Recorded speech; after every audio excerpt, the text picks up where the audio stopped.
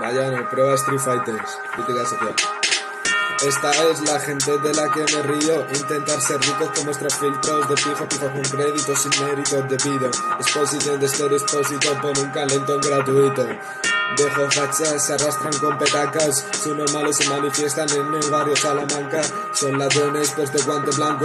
El atraco es lo que guardan en su puto banco. Yo, tienen desiertos, lagunas mentales. Mentores que también pues se hacen ya mayores. No le echan a la vida un par de cojones. Cuando trabajan se les quitará toda la sangre. Rico será rico mientras ya le llamen hombre. Animales le seguirán porque tienen hambre. Y se contentarán con que les echen fiambre. Y cuando no lo eche pues ya serán muy pobres. Son personas siguiendo a todo el rebaño. Todos quieren tener corona pero se están manifestando. Cuesta creer que te han engañado, pero en la calle con 30 hijos de puta te han acompañado. Mi frase son aviones ya de arte. Socialmente algo que critica. Lo digo a cuadros a toda esa gente. Estos 90 segundos es el Guernica.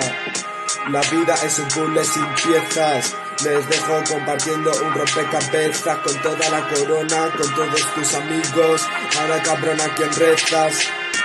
Yo con mis chavales ya de trans hacíamos siempre all rap. Por batallas que hacíamos porras a la gente que yo veo blanco, yo all blacks. Yo, esta es la prueba de Street Fighters.